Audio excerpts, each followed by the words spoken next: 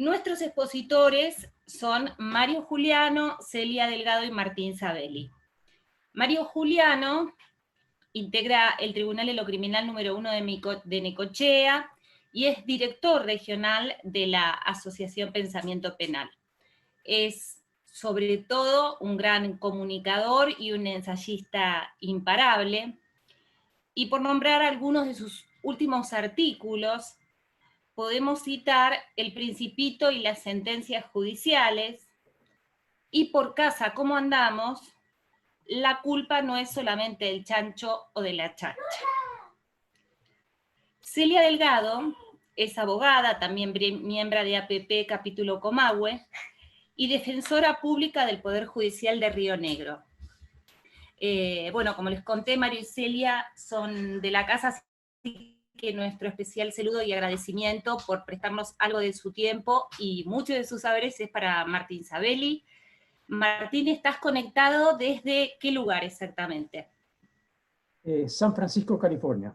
Desde San Francisco, California. Martín ha representado a muchas personas en los tribunales estatales y federales de Estados Unidos desde el año 93 en una muy amplia gama de asuntos, tanto civiles como penales, que van desde casos complejos por delincuencia de cuello blanco hasta pandillas y homicidios, y inclusive o especialmente aquellos que preveían una pena de muerte. Al margen de esto, el currículum de Martín no lo voy a poder presentar toda su carrera profesional porque es muy larga, pero para nosotros y nosotras es el mejor o uno de los mejores capacitadores en litigación penal que nos visita en nuestro país. Bien, esto promete, con estas personalidades, promete un debate muy interesante, así que para invertir el tiempo les explico cómo vamos a funcionar. Cada expositor va a tener 10 minutos para presentar su opinión respecto del tema, pandemia, juicio virtual, etcétera. Y luego, como tenemos dos grandes defensores de la confrontación, Celia y Martín, vamos a hacer una segunda vuelta de réplica donde les vamos a dar a los expositores otros 5 minutos para que puedan debatir, ¿sí? Darle una forma de debate a este diálogo. Y finalmente abriremos las puertas para las preguntas que ustedes quieran compartir o formular. De todos modos, les voy a recordar muy especialmente que mientras que están los expositores haciendo sus presentaciones o con las réplicas, ustedes pueden, en forma paralela, en el chat, ir escribiendo preguntas que luego podrán formular o inquietudes, y lo mismo en Facebook, porque también en la página de Pensamiento Penal de Facebook se está transmitiendo en vivo y también pueden allí escribir alguna de las preguntas. Lo que sí les pedimos es los micrófonos muteados, como dicen, que así no hay interferencias de los sonidos del ambiente de cada uno, porque vamos a hacer muchos, y luego, cuando se puedan hacer las preguntas, pueden así activar el video, así vernos, pueden activar el video, pero sin el sonido, ¿no? Y cuando estén haciendo las preguntas, también pueden activar el micrófono para poder hablar sin que lo tenga que decir alguno de los otros colaboradores o la moderadora. Antes de dar la palabra a nuestro primer expositor, para entrar en el tema, digo que lo que vamos a hablar hoy es de tecnología, o más precisamente de cuánta tecnología estamos dispuestos a utilizar en la administración de justicia. El tema se nos impuso ahora por la PACO, que ya lleva muchos años, y hay un hito nacional en esta discusión. En 1986, Tom Lupo, Luca Prodan y Andrés Calamaro abrieron este debate, se adelantaron, y no es nada extraño que ese progresismo espontáneo venga del rock nacional y no de la dogmática penal. La cuestión es que Tom Lupo, les recuerdo, psicoanalista, poeta, conductor de radio y sobre todo el gran referente del rock argentino, cuenta que se juntaba con Luca a charlar, y a Luca le gustaba hablar mucho de política, de filosofía y de psicoanálisis. Esa una noche del 86, Luca le dijo a Tom Lupo que quería saber en qué andaba el psicoanálisis contemporáneo. Claro, en ese momento Lacan era el mayor referente. Difícil de explicar, por cierto. Tom Lupo le hizo a Luca una síntesis del pensamiento lacaniano, y se dio cuenta que mientras le estaba contando esto, lo que más le había interesado a Luca era esa parte en la que Lacan dice que el hombre en lo afectivo no progresa, que lo que progresa es la tecnología solamente, y que ante una mujer los hombres del 86 se comportaban exactamente como en la época de Aristóteles. Entonces, Lupo, para cerrar esa conversación, un orador genial, sintetiza el pensamiento lacaniano y dice, bueno, en definitiva, el tiempo pasa, nos vamos poniendo tecnos. Ahí aparece la genialidad y la creatividad de Luca, y Luca le contesta, me acabas de dar una idea bárbara, siempre quise grabar el tema Años, de Pablo Milanés, llámame a alguien que tenga estudio, y ahí aparece Andrés Calamaro con un acierto muy grande. Así fue como Luca y Calamaro hicieron una versión súper potente del tema Años, no ya con el enunciado original, que es el tiempo pasa, nos vamos poniendo viejos, sino con el de el tiempo pasa, nos vamos poniendo tecnos. Al inicio de esta versión se escucha la voz de Lupo diciendo lo siguiente: coincide un poco con la noticia de que lo único que progresa con el paso del tiempo es la tecnología, pero el hombre no, siempre es el mismo.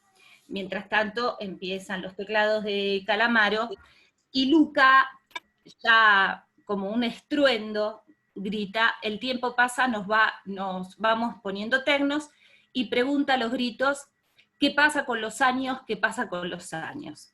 Bueno, si los operadores del sistema de justicia tenemos que responder esta pregunta hoy en día, diríamos que sí, que pasan los años y nos vamos poniendo tecnos, pero algunos más que otros, porque también, como dice la canción, en este tema de la tecnología se impone siempre un pedazo de temor. Así que, para darle la palabra al primer expositor, que es Mario Juliano, le pregunto, Mario Juliano, ¿usted se volvió tecno con los años? Sí, un poco seguramente que sí. Seguramente creo que todavía estar adorando la Lexicon 80 me parece que no se corresponde demasiado con nuestros tiempos. Me parece que tenemos otras cosas en las cuales nos podemos aliar. Y bueno, nada, la verdad les agradezco me hayan invitado, y te agradezco, Carolina, bueno, que hayas citado alguna de las obras jurídicas mías más importantes, ciertamente, como por ejemplo La culpa no es solo del chancho o de la chancha, claramente inspirada en la obra de Rudolf von Heering, que creo haber interpretado en ese sueldo. Bueno, y también contento de estar compartiendo panel con mi querida amiga, la aguerrida defensora rionegrina, doña Celia Delgado, y con el más argentino de todos los yanquis, Martín Sabelli, que realmente para mí es un punto de referencia. Nada, bueno, la tecnología ahora nos impone, seguramente que por suerte, al menos en mi caso, que tengamos que hacer la exposición en 280 caracteres, no más de 10 minutos, para no hostigar a las personas que nos están escuchando. Así que voy a tratar de abreviar en 2 o 3 puntos, y más que nada experiencias de este último tiempo. Lo dijo claramente Carolina, la pandemia nos tomó a todos por sorpresa y ha traído aparejadas algunas cosas, bueno, terribles, obviamente, como los costos en vidas y personas enfermas, y algunas cosas muy interesantes, como ha sido este salto exponencial en lo comunicacional que ha pretendido o procurado suplir todo lo de la presencialidad. Esto que estamos haciendo aquí esta tarde me parece que es un claro ejemplo muy interesante de qué modo, ¿no es cierto?, la tecnología nos está permitiendo, bueno, tener un expositor que está en San Francisco, personas alrededor de todo el país, y me parece que esto computa a favor.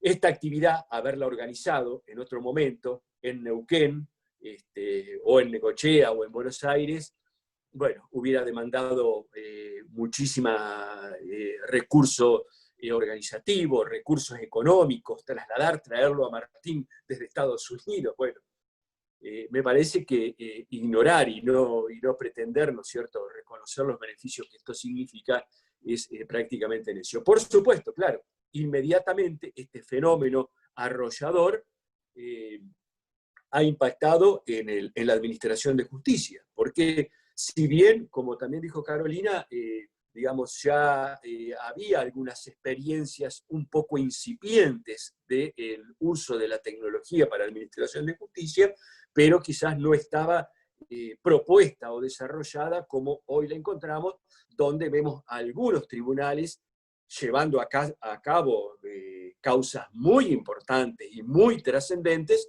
con funcionamiento absolutamente remoto, con el tribunal en una punta, los imputados por el otro lado, los abogados, a las abogadas, bueno, y en algunas provincias donde también se están llevando a cabo juicios de esta índole.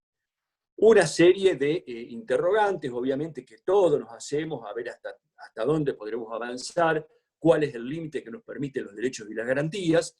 Bueno, yo simplemente voy a referirme a dos cuestiones. La primera es la experiencia organizada por APP a poco creo que fue allá por mayo más o menos, de llevar a cabo un simulacro de juicio por jurados en plataforma virtual. Sin abrir juicio de que esto lo podemos hacer, no lo podemos hacer, pero bueno, realmente a ver si podíamos llevar a cabo esta experiencia. Lo cierto es que, bueno, fue una experiencia realmente muy movilizadora, muy interesante. El juicio se pudo llevar a cabo. Hubo una convocatoria virtual a personas interesadas en ser jurados, se anotaron prácticamente 2.000 personas, lo cual nos permitió seleccionar a 12 ciudadanas y ciudadanos de distintas provincias, ubicadas en 12 provincias distintas de nuestro vasto territorio. La fiscal, justamente la presentadora Carolina, en Zapala, el defensor en Valparaíso, el imputado en Necochea, yo hice de juez profesional también ubicado en Necochea. Bueno, y se llevó a cabo la experiencia, creo, un simulacro reducido, por supuesto, sin inconvenientes, no tuvimos afortunadamente inconvenientes de conectividad.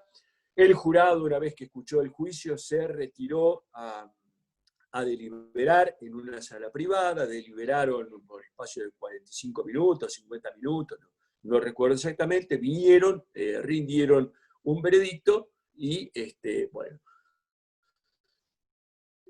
funcionó, creo, en términos normales. Con esto no estoy predicando, diciendo que tengamos que hacer juicios por jurado remoto, ¿no es cierto? Pero creo que bien valía tomar en cuenta, tomar en consideración una experiencia de este tipo. Pero a mí lo que más me llamó la atención,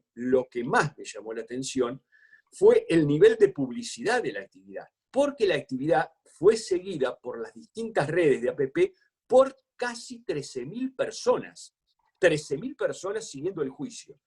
Lo cual, poniendo en la balanza todo el déficit que puede significar los problemas estos vinculados con la inmediación o con la plataforma remota, al nivel, a la garantía de publicidad que tuvo la actividad de ojos en todo el país, en toda la región y también Europa, mirando y observando, que creo que es un límite importantísimo a la discrecionalidad y a la arbitrariedad que pueden tener los organismos jurisdiccionales a la hora de llevar a cabo los juicios.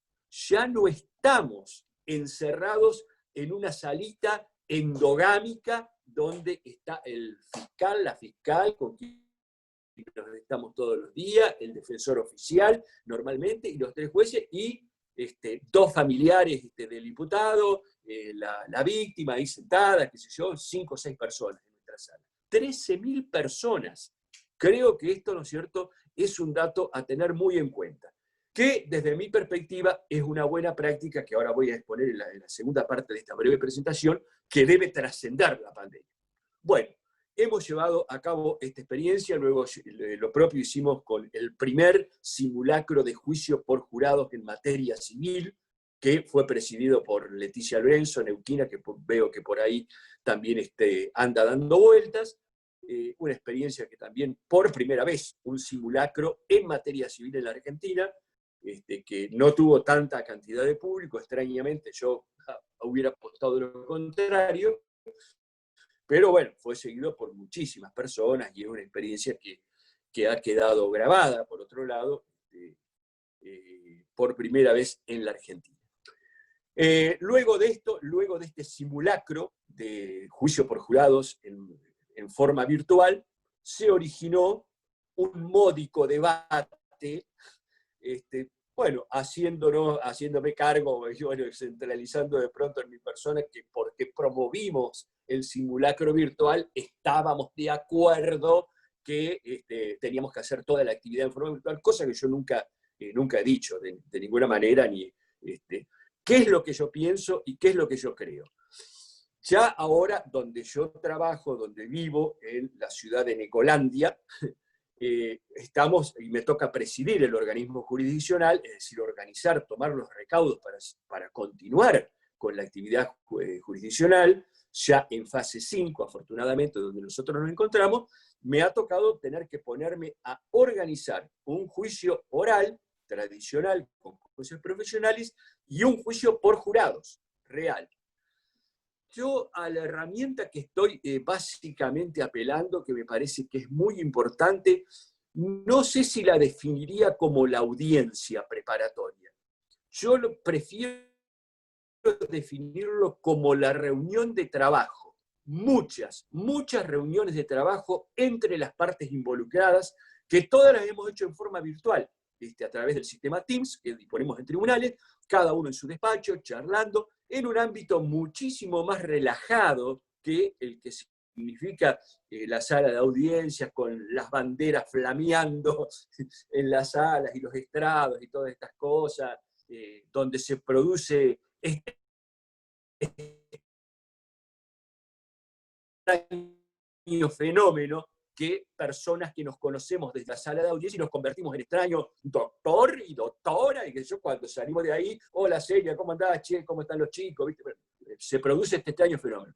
Esto está también permitiéndolo la actividad virtual de la reunión de trabajo, que estamos en nuestro despacho con el mate. Bueno, gente, a ver cómo organizamos este debate.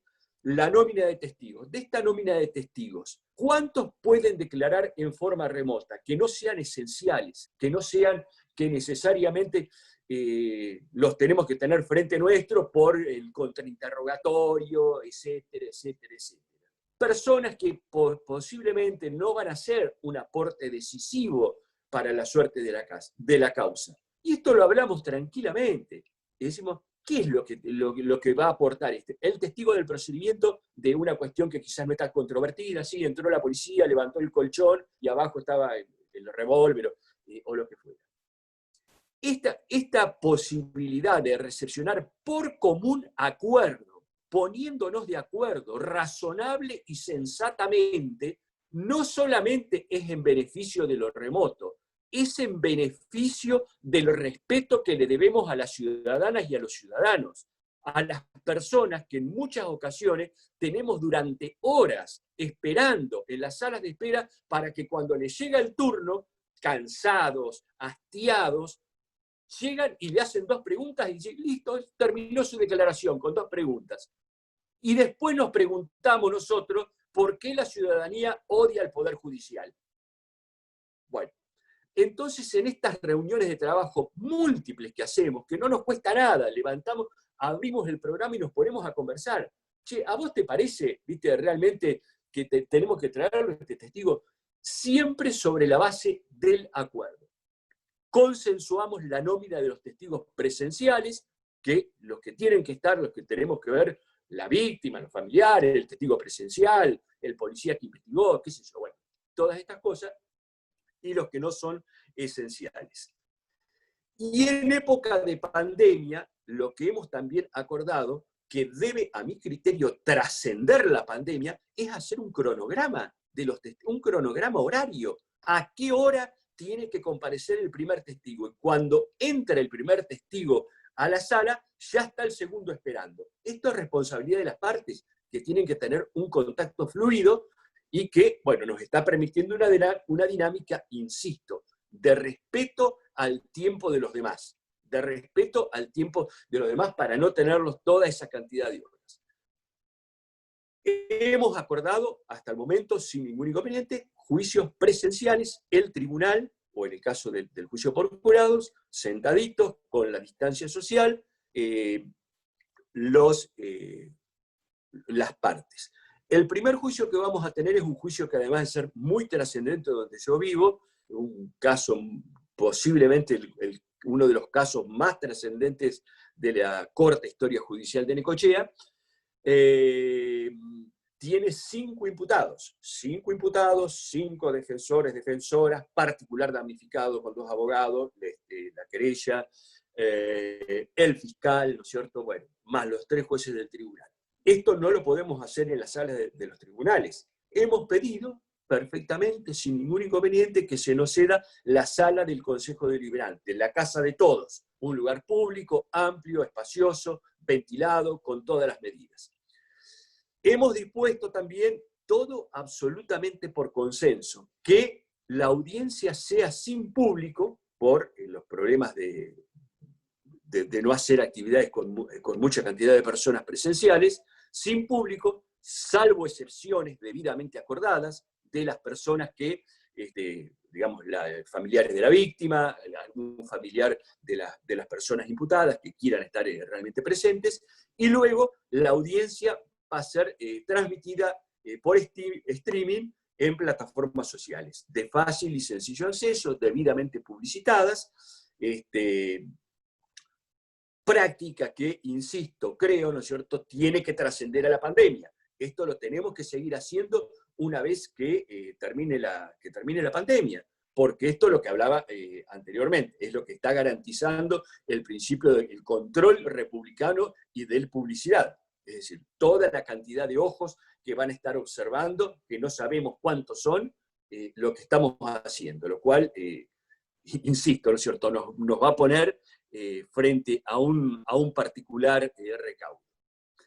Esto básicamente es lo que hemos previsto para el juicio oral. En el caso del juicio por jurados, que significa una movilización mucho más importante de gente, fundamentalmente para la audiencia de selección, lo mismo exactamente.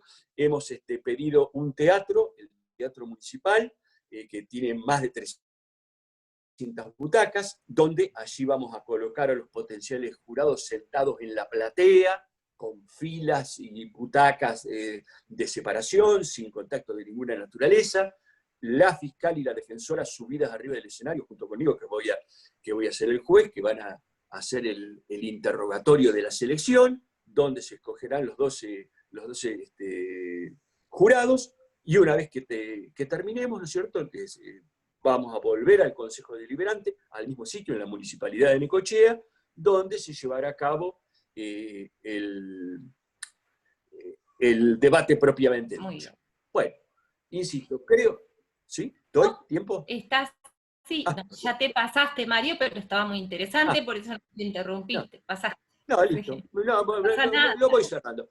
Insisto, mi criterio, ¿no es cierto?, para resumirlo, creo que tenemos que ser lo suficientemente, prácticos, inteligentes, en beneficio de la administración de justicia, de juicios modernos, aprovecharnos realmente de los beneficios de la tecnología, sin que esto implique mengua a los derechos y las garantías.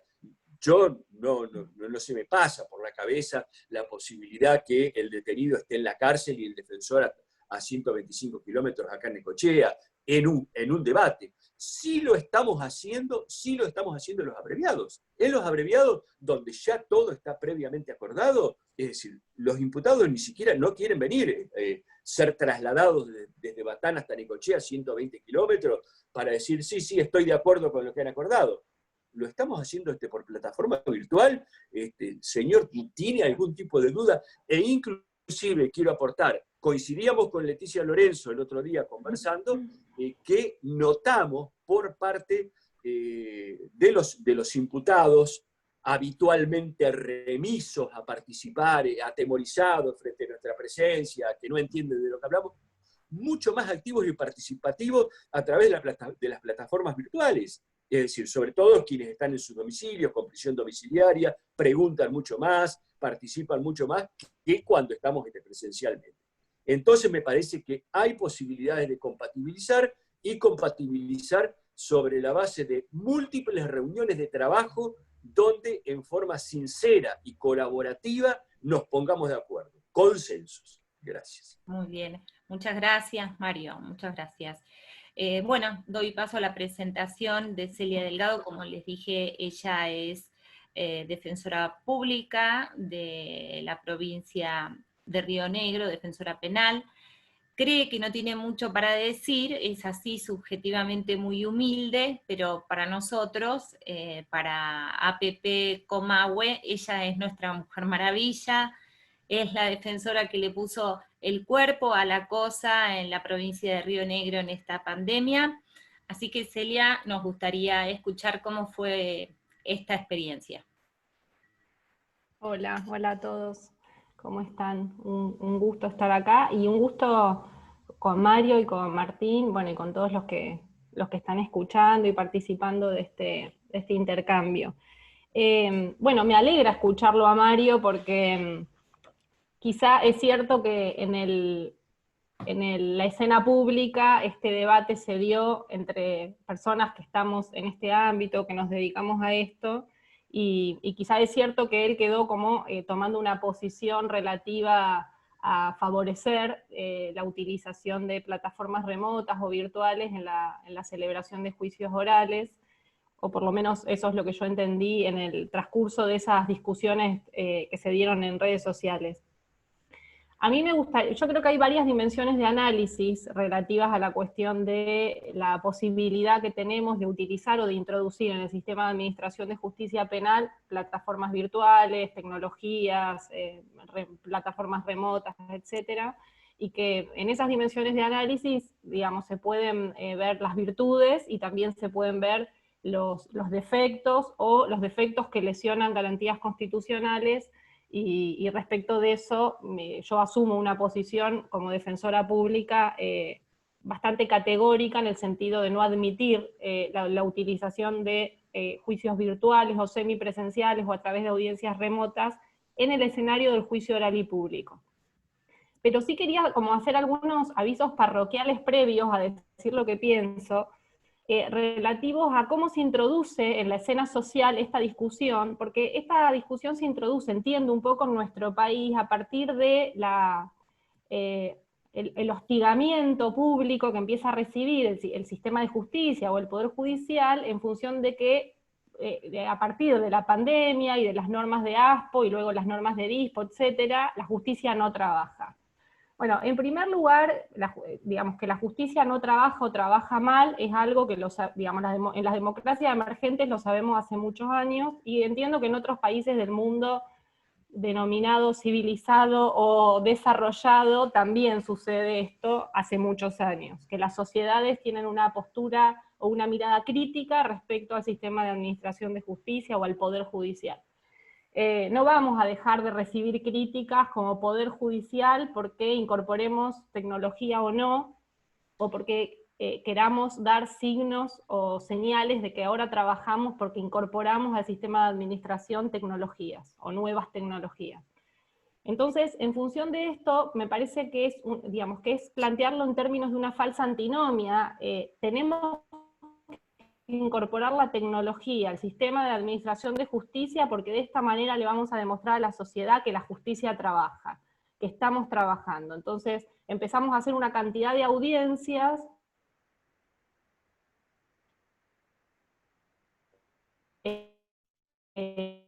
para demostrarle a la sociedad que trabajamos, y no sé cómo se administra la justicia, virtuales, etc. Y además, destacando que en realidad el trabajo de la justicia es múltiple y es diverso, y la justicia no solo trabaja a través del sistema de audiencia, sino que la justicia trabaja en muchas plataformas y en muchos fueros, y en algunos fueros donde no se utiliza siquiera la oralidad para la administración de justicia. Inclusive en el sistema de administración de justicia penal, todo el flujo de casos que va al sistema composicional, en general no se trabaja a través del sistema de audiencia. Entonces, si lo que le interesa a la justicia es demostrarle a la sociedad que trabaja, bueno, pues primero informémosle a la sociedad sobre qué trabajamos, y en todos los ámbitos que trabajamos, que no es solo el ámbito de la oralidad y la inmediación, o el ámbito de la justicia, de los juicios orales y públicos, que en general es bastante reducida la porción de trabajo destinada a la realización de juicios orales y públicos. Porque tal como decía Mario, hay una gran cantidad de acuerdos abreviados en el fuero penal, y el flujo o la masa crítica se va hacia el sistema composicional, hacia los acuerdos o las salidas alternativas al proceso penal. Entonces lo que va a juicio realmente es muy poco, y está medido en las estadísticas de cada una de las provincias y del país. Entonces, en primer término, me gustaría como aclarar esto, ¿no? Es una falsa antinomia creer que sí o sí, que la justicia trabaja y por eso incorporamos tecnología a nuestro trabajo cotidiano. Luego, otro aviso parroquial relativo a desmitificar un poco esto de que, digamos, este antagonismo entre todo tiempo pasado fue mejor, y Spinetta diciendo todo mañana es mejor. Bueno, yo creo que todo presente es mejor, y en función de eso debemos rediseñar los mecanismos y las herramientas que tenemos para trabajar en nuestro cotidiano, sin constituirnos en reaccionarios, es decir, todo pasado es mejor, y entonces sostener acríticamente metodologías de trabajo que son obsoletas o anacrónicas. Pero tampoco me parece que esté bien, por lo menos esta es mi posición muy personal, que en aras de un progresismo acrítico incorporemos a la administración del sistema de justicia todo lo nuevo, o todas las tecnologías, las nuevas tecnologías, porque eso implica, digamos, que la justicia progresa, o que incorporamos un pseudo progresismo al sistema de administración de justicia, que creo que tampoco esa es la solución. Entonces, ni todo lo pasado, ni lo solemne, ni la sacralidad propia de los viejos sistemas inquisitivos de administración de justicia penal, esto a lo que hacía referencia Mario, con lo que coincido 100%, esto de que entramos a la sala de audiencia y nos convertimos en nuestra investidura de esto es real, esto sucede, pero digo, no estoy reivindicando esas formalidades, esas solemnidades que no tienen ningún sentido más que devolverle con carácter de statu quo algo a las apariencias que en realidad no dicen nada. Pero tampoco me parece que lo contrario, cuando Mario utiliza la expresión más relajado, digo, entiendo que la centralidad del juicio es una instancia que requiere, y además porque algunas investigaciones empíricas dan cuenta de esta circunstancia, que requiere ciertas solemnidades y formalidades que en realidad lo que hacen es traducir, esas solemnidades traducen garantías, y traducen formas que expresan las garantías, digo, no es que esas solemnidades se agotan en sí mismas, como decía Binder, la nulidad por la nulidad misma, no, estas solemnidades, estas formalidades tienen un sentido, la presencialidad en el marco de un juicio oral tiene un sentido para el ciudadano que acude al sistema de justicia en busca de una respuesta, tiene un sentido para el ciudadano que va a ser sometido al sistema de administración de justicia, y tiene un sentido para los ciudadanos que concurren al sistema. A saber, o sea, no nos olvidemos que la expresión de justicia es una expresión de republicanismo. Entonces, las leyes, para promulgarse, tienen una formalidad, las leyes se promulgan de una forma. Bueno, el sistema de justicia se expresa a través de sus sentencias cumpliendo determinadas formas, y esas formas no valen por sí mismas, por su sola condición de forma, sino porque expresan un conjunto de garantías y derechos de las personas sometidas al proceso en su carácter de víctimas o en su carácter de imputados o personas sometidas a proceso penal. Es cierto que la introducción de sistemas remotos o de tecnologías al sistema de justicia otorga celeridad. Hay en Irlanda, en el sistema de justicia irlandés, hay un comité de estudio de la videoconferencia, que creo que en el derecho comparado es uno de los pocos que existe, que tiene 15 años de experiencia en el desarrollo de trabajos relativos a experimentar y a elaborar información relativa a las virtudes y los defectos de la utilización de videoconferencias en el sistema de justicia. Y este comité, que tiene, decía, 15 años de recorrido, digamos, en su historia en Irlanda, desaconseja categóricamente la utilización de la videoconferencia o las herramientas remotas para la realización de juicios penales, ellos para juicios criminales o correccionales, ¿no? Esta es la terminología que ellos utilizan. Básicamente porque advierten que hay varias cuestiones que suceden en el marco de la incorporación de estas tecnologías que flexibilizan las garantías y se traducen en una baja en la calidad de las sentencias judiciales o de la información que ingresa al proceso y cómo se expresa esa información en las sentencias judiciales. Entre otras razones, porque los testigos, según un estudio que hace este comité de videoconferencias, los testigos, en un estudio empírico, los testigos han dicho la verdad en más de 47% más de veces en los juicios presenciales que en los juicios a los que han concurrido a prestar su testimonio a través de audiencias remotas. Pero además, hay otra cuestión relativa por ahí un poco a confrontar con lo que Mario decía en relación a que analicemos en muchas reuniones de trabajo previas la necesidad de un testigo, si esto es muy controvertido, si esto no es tan controvertido. A mí me parece que es necesario que le devolvamos al juicio, digamos, la centralidad que el juicio tiene, que dejemos de ver al juicio como una instancia en la cual vamos a ir a legalizar una condena y que, digamos, resignifiquemos el juicio y lo veamos como el escenario en el cual verdaderamente vamos a ir a controvertir y vamos a ir en búsqueda de un resultado determinado. Es decir, muchos defensores sabemos que vamos a un juicio a garantizarle a nuestro asistido un juicio justo, pero en la mayoría de los casos vamos a dar una pelea legítima y tratamos de hacerlo en condiciones de igualdad. No vamos sabiendo que nuestro asistido va a recibir 20 años por la cabeza y entonces vamos ahí a cumplir la formalidad para... Con lo cual, no es una discusión menor esta que introduce Mario relativa a que discutamos previamente la necesidad de la prueba, qué información se va a producir en el proceso, qué testigos van a ir y demás.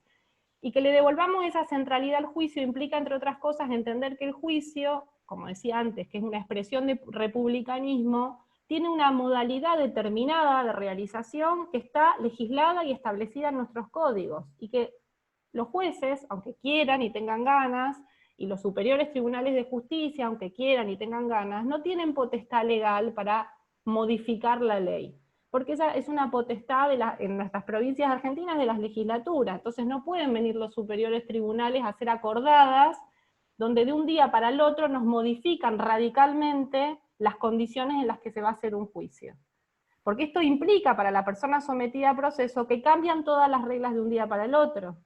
Salvo que creamos que es lo mismo un juicio presencial en persona, en presencia física de la persona y de los testigos y del imputado y eventualmente de la víctima, o no, que es lo mismo que la presencialidad se cumple o se agota en la presencia a través de una plataforma remota. Bueno, yo entiendo que no. Entiendo que hay una dimensión del análisis, de la incorporación de las tecnologías relativa a que los juicios se encuentran regulados en la ley de un modo y que la excepcionalidad del contexto que vivimos provocado por la pandemia no habilita bajo ninguna circunstancia a que se modifiquen las reglas en las cuales se va a administrar justicia penal, simplemente invocando la excepcionalidad de las circunstancias del contexto. Es decir, en todo caso, serán las legislaturas las que deberán reunirse y legislar, y siempre bajo el mandato de respeto a las garantías convencionales, o sea que ni siquiera las legislaturas hoy creo que podrían modificar el escenario del juicio oral tal como está regulado en nuestras leyes, en nuestros códigos procesales argentinos. Y después otra dimensión de análisis que está más emparentada con el rol de cada uno en el proceso, y por lo menos desde mi perspectiva como defensora, es todo lo relativo a cómo vamos a disputarle poder a la Fiscalía en el contexto de un juicio presencial.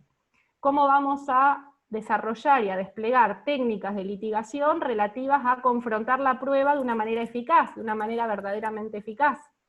Cómo vamos a poder ejercer el derecho de defensa tal como está regulado en nuestras leyes y en los instrumentos internacionales, es decir, la naturaleza bifronte del derecho de defensa. El derecho a la defensa técnica y el derecho a la defensa material, que se pueden integrar en un solo acto, y en el juicio el defensor y el imputado deben estar en el mismo lugar, porque solo así se puede expresar ese derecho bifronte que se integra en un acto, que es en el escenario del juicio oral, que es la centralidad del sistema de administración de justicia penal. ¿Cómo vamos a confrontar o contraexaminar a los testigos cuando desde hace años venimos estudiando técnicas de litigación relativas a cómo o cuál es la mejor técnica o la más eficaz o la más ajustada al derecho de defensa para que sea efectiva, y no podemos hacerlo en este escenario de semipresencialidad o de virtualidad, porque este escenario nos devuelve algo que es completamente inoficioso para que podamos desarrollar esas técnicas de ese modo.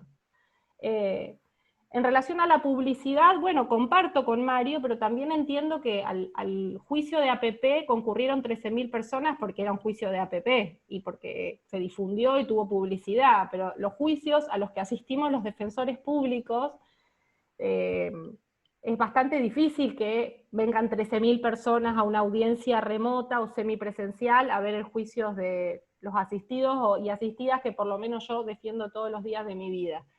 Y no sé cómo nos van a garantizar la publicidad en el marco de estas audiencias. Algunos poderes judiciales sé que diseñaron la transmisión a través de canales de YouTube, otros no, y entonces, digamos, ¿cómo se va a garantizar la publicidad de estos juicios si nos vamos a conectar todos por Zoom? En Río Negro lo que sucedió es que el Superior Tribunal de Justicia y el Procurador General emitieron una acordada donde se reguló la realización de juicios semipresenciales. Y bueno, lo que se dispuso básicamente es que las personas sometidas a proceso penal detenidas salen en el juicio desde Zoom, vía Zoom o una plataforma virtual desde sus lugares de detención. El defensor va a estar en la sala de audiencias y entre ellos deberán diseñar un mecanismo de comunicación que no está regulado en la acordada, sino que es algo que tiene que surgir a propuesta del defensor. También se evaluó la posibilidad de que el defensor estuviera en el lugar de detención con el asistido y hubiera otro defensor, que no es el defensor del asistido, no un defensor público, digamos, violando el principio de confianza y la relación profesional que se traba entre el asistido y el defensor, un codefensor en la sala de audiencia, entonces el defensor le iría transmitiendo al codefensor las preguntas que tiene que hacer. Y por su parte, los testigos desde plataformas remotas, ¿no? Desde sus casas o desde su... Entonces, entonces se denomina esto juicios semipresenciales, ¿no? Introducción de plataformas remotas en los juicios penales en Río Negro. Bueno, naturalmente, para mí esto es inconstitucional. Me parece que esta modalidad de regulación de los juicios vulnera todas las garantías de los imputados, y en función de esto lo que se planteó desde la defensoría en la que yo trabajo es la inconstitucionalidad de la acordada, que no me fue bien con ese planteo, pero en una instancia de revisión sí me fue bien con el planteo. No se hizo lugar a la inconstitucionalidad, pero sí se hizo lugar a todo lo restante del que compuso el planteo, y entonces lo que se dispuso es que efectivamente el asistido tiene que concurrir a la sala de audiencia y los testigos. Con lo cual, en definitiva, el objeto del planteo prosperó, y bueno, en este caso concreto donde yo hice el planteo, la acordada no se va a aplicar tal como está diseñada. Y además la otra circunstancia que se argumentó fue esta relativa a que el Superior Tribunal de Justicia no tiene facultades para legislar, es decir, para modificar el modo en que se debe realizar un juicio oral y público, que está regulado en la ley de modo previo al hecho del proceso, y que todos los que están acá y son juristas entienden como principio de legalidad, ¿no? La forma en que se realiza un juicio conforma o integra el principio de legalidad. Entonces se le está modificando a un ciudadano la modalidad en la que se lo va a juzgar, violando en mi criterio todas las garantías, entre ellas la posibilidad de confrontar de manera directa la prueba, poder interrogar a los testigos de manera directa, poder sugerirle a su defensor en tiempo real preguntas, poder hacerle aclaraciones, al defensor mismo poder ejercer un contraexamen conforme las técnicas vigentes de litigación, es decir, parado frente al testigo, con una cercanía, manteniendo un ritmo del contrainterrogatorio. Convengamos que el contrainterrogatorio tiene una técnica específica, requiere un ritmo específico. Las plataformas virtuales generalmente no posibilitan que esto se pueda realizar. Entonces, desde esa perspectiva, yo entiendo, para concluir, que no reniego de las tecnologías, me parece que nos han servido en este tránsito de la pandemia, le han servido a la ciudadanía, le han servido a la academia, le ha servido a las familias, le ha servido al sistema de justicia. Hemos introducido herramientas en el sistema de justicia tecnológicas, por ejemplo, para las audiencias de intimación o de formulación de cargos, o inclusive audiencias de control de acusación, audiencias preparatorias de juicio. O sea, no reniego de la tecnología en sí misma, y han sido herramientas que nos han favorecido la posibilidad de avanzar en algunos procesos. Con lo que no coincido, ni voy a coincidir, aunque muchos estén de acuerdo, es con que los juicios orales se puedan hacer utilizando estas tecnologías en este momento. Entiendo que en este momento no se justifica, y además ha surgido como toda una reivindicación de la garantía convencional de plazo razonable, que en mi criterio personal es un poco hipócrita, porque hemos luchado muchos años porque se garantizara el plazo razonable en los procesos, y eso nunca fue una preocupación del sistema de justicia. De pronto, nuevos códigos acusatorios que introducen, entre otras cosas, la reglamentación de esa garantía convencional de plazo razonable, estableciendo, incorporando la caducidad de la instancia, etcétera. De pronto eso conmueve a toda la comunidad jurídica, y de pronto ese es el argumento central para lesionar todo otro catálogo de garantías que están dispuestas en favor de la persona sometida a proceso. En función de eso, mi posición en relación a la celebración de juicios a través de plataformas virtuales, y bajo esta metodología que diseñó en mi provincia la máxima autoridad, en mi criterio es inconstitucional. Eso es mi posición, es lo que quería decir. Gracias, Celia, estuvo clarísimo. Martín Sabelli, es tu turno, y para que inicies, a ver, te doy una pregunta. ¿Cómo se lleva la tecnología con la labor en teleconferencia de un defensor penal? ¿Cómo sé qué? ¿Cómo se lleva un defensor penal con la teleconferencia para realizar un juicio? En un juicio, en una audiencia, una reunión con mi cliente, con un testigo, o en todo eso. En la audiencia de juicio, en el desarrollo de la audiencia de juicio oral y público. Yo personalmente no puedo contestar eso, porque acá, iba a empezar acá igual, pero en Estados Unidos, la sexta enmienda, y de paso tengo que decir que no estoy predicando como un gringo acá, quiero ofrecer otro punto de vista basado un poco en mi experiencia en Estados Unidos, pero también como un semi-argentino, habiendo observado muchos juicios en Argentina y habiendo participado en muchos procesos y laburando con muchos fiscales y defensores y jueces en Argentina. Pero para nada sugiero que Argentina tiene que seguir el modelo de justicia penal en Estados Unidos. Particularmente ahora sería una locura tratar de predicar en base del modelo norteamericano, porque todos pueden ver que es un sistema racista y profundamente problemático. Eso es muy distinto de hablar del proceso norteamericano, y lo que yo puedo hacer es ofrecer algunas observaciones basadas en ese proceso. Para contestar concretamente la pregunta de Carolina, En Estados Unidos hay un principio de confrontación en la Sexta Enmienda, y ese concepto, ese principio de confrontación es muy fuerte. Es un principio no sustantivo, que uno puede decidir si la confrontación fue buena o mala, sino procesal, que requiere un juicio presencial. Así que nuestra definición de confrontación en Estados Unidos requiere el proceso de confrontación presencial entre la defensa y los testigos de la fiscalía.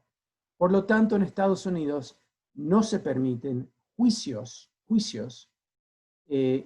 virtuales o remotos. Ahora, hay que decir un par de cosas para entender cómo se puede aplicar esto a Argentina. Primero, Argentina y otros países latinoamericanos, en cierto sentido, basaron su constitución hasta, en ciertos sentidos, copiaron la Constitución norteamericana en su estructura y forma, pero lo que no hicieron es copiar las primeras 10 enmiendas. Las enmiendas se vieron como cosas técnicas o aspectos limitados, y lo que se copió fue la estructura de la Constitución sin las enmiendas. Pero todos los derechos individuales, todas las garantías individuales en Estados Unidos están en esas primeras 10 enmiendas. Entre ellas, en la Sexta Enmienda, este concepto de confrontación. Y con ese concepto de confrontación, que es muy amplio, yo como defensor trabajo todos los días para asegurar que yo puedo defender bien a mis clientes. Lamentablemente, ese concepto no existe todavía con la misma fuerza en Argentina, Chile y otros países latinoamericanos. Sí existe el concepto de debido proceso, pero debido proceso teóricamente no es lo mismo que confrontación. Dejemos eso al lado por un segundito porque vamos a volver a eso que me parece muy importante. Lo que yo quería decir de entrada, y voy a tratar de terminar rápido porque quiero dejar tiempo para el debate para mí me parece muy importante. Quiero decir 3 cosas fundamentalmente. Primero,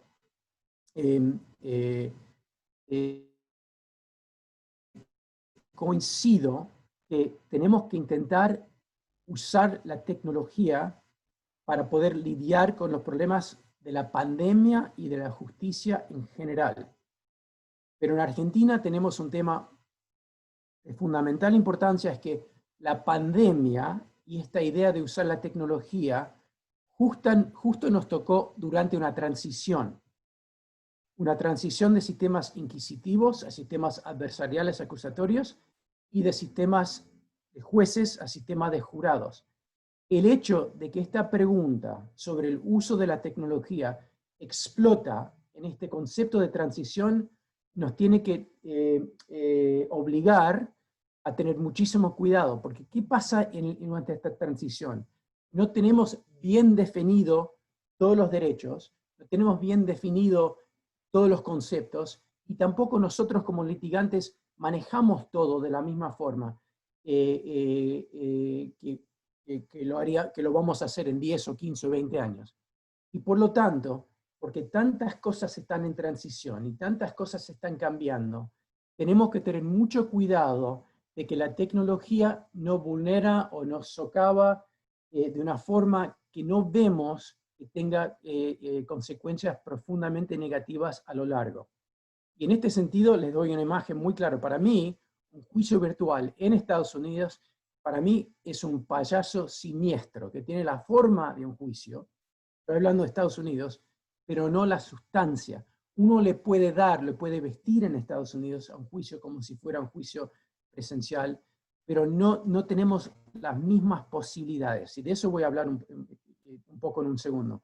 Pero el primer principio es que estamos en transición en Argentina. Usar tecnología durante una transición implica tratar de usar tecnología en un contexto de mucha fragilidad, sin entender todo de lo que está pasando, porque eso es la definición de una transición. Tener muchas cosas en el aire, sin saber usar todo, y en este sentido tratar de usar algo nuevo de una forma novedosa, tiene ciertos riesgos. Así que eso es un principio que quiero poner sobre la mesa. La segunda es que no tiene que ser todo o nada. me acuerdo en discusiones con Alberto Binder y otras personas hace mucho tiempo, cuando se empezó a hablar de juicio por jurados, la idea era, bueno, la Constitución de 1853 tiene esta garantía 3 veces, así que ahora necesitamos juicio por jurados en los casos más serios enseguida. Y mi punto de vista era menos ambicioso, que era, empecemos con delitos menores en proyectos de piloto para entender cómo se puede hacer y desarrollar el modelo. Pero en Argentina se decidió empezar con los juicios más importantes, con los delitos más serios, porque había este deber histórico y constitucional. Y para mí, sería quizás un poco más práctico y un poco más fácil y un poco más lógico hubiera sido empezar con los delitos menores para poder desarrollar una forma de justicia en ese contexto y después aplicarlo donde hay más en riesgo, más libertad en riesgo. Acá estoy viendo algo paralelo, que es la idea de que o lo podemos usar la tecnología para todo o para nada. Y donde termino yo, es que para mí la tecnología se puede usar muy tranquilamente en la mayoría de los procesos antes de un juicio, pero mucho más difícil usar tecnología durante un juicio. Es decir, si tenemos audiencias importantes, por ejemplo, para controlar qué pruebas se incorpora o no, si permitir que este experto de la fiscalía testifique como experto sobre ADN, o sobre pandillas, o sobre ADN, cualquier tema, esas audiencias quizás sí, porque son debates con aspectos legales importantes, muchas veces aspectos legales más importantes que los aspectos fácticos, y estas audiencias antes del juicio para dar forma al juicio, y para decir qué pruebas se incorpora o no, eso sí fácilmente podemos usar mucha tecnología y usarla mucho, en contraste con la idea de usar tecnología con un jurado o con un juez para decidir culpabilidad o no. Así que es otro concepto, que no hay por qué pensar que es todo o nada. Quizás en algunas situaciones sí y otras no. Y de paso, yo les digo, acá están frenados, no hay juicios por jurado para nada, pero estamos a full con muchísimas audiencias preparatorias para los juicios. Estoy trabajando como loco cotidianamente en esas cosas, pero sin la posibilidad hasta ahora a llegar a un juicio oral. Y el último concepto que quiero agregar, y después hay un montón de cosas para hablar, pero el último concepto que quiero poner sobre la mesa antes de abrir un debate, porque me parece que el debate es lo más importante, es que realmente no podemos decidir estas cosas sin estudiarlas. Esto me recuerda un poco en la escuela, Celia, vos te vas a acordar porque Celia es capacitadora de la Escuela Latinoamericana de Defensores Penales. El año pasado le invitamos a Enrique Piñero a dar una charla sobre cómo llegó a hacer su documental sobre el caso Carranza, donde ese señor fue condenado, mal condenado, y después de mucho tiempo fue liberado. Y lo que nos explicó Piñero, que me pareció una observación muy, muy astuta, que él es expiloto, y él dice, cuando cae un avión, por un año, más o menos, no se permite al jurado de investigadores opinar sobre lo que pasó. No pueden ofrecer opiniones, no pueden formular teorías de por qué se cayó este avión o no. ¿Por qué? Porque una vez que empezás a formar ideas, buscás lo que confirma y no ves lo que no confirma la teoría que ya tenés. Y lo que me preocupa algunas de estas discusiones ahora en Argentina, estamos hablando sin estudiar el tema. Y acá hay principios científicos, muchos de ellos basados en la neurociencia, que nos pueden ayudar mucho a contestar esta pregunta. Si los juicios con tecnología son válidos o no, no es puramente una cuestión jurídica, pero también tiene un aspecto neurocientífico importante y psicológico importante. Y para ir cerrando este tema, se han hecho estudios, un estudio, por ejemplo, más o menos, más jurídico que más es este estudio irlandés al que se refirió Celia, pero también hay estudios que tienen que ver con, por ejemplo, fianza. Si se usan métodos tecnológicos para audiencias de fianza, ¿qué pasa? En Chicago se hizo un estudio de muchos años para evaluar qué pasó cuando empezaron a mirar el tema de fianza para gente en casos penales en audiencias virtuales comparada con audiencias presenciales. ¿Y qué pasó? En las audiencias virtuales, los jueces mantuvieron prisión preventiva 3 veces más que en las audiencias presenciales. Ahora, uno puede especular de por qué es eso, por qué pasó así, pero hay una gran diferencia.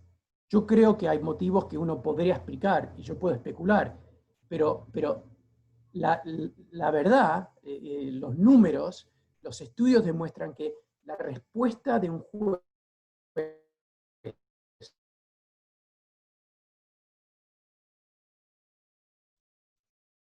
ante un pedido desde un juicio es recibido de una forma muy distinta cuando está hecho por método virtual comparado con método presencial. Los jueces menos veces soltaban a gente de prisión preventiva cuando el pedido fue virtual, comparado con un pedido presencial.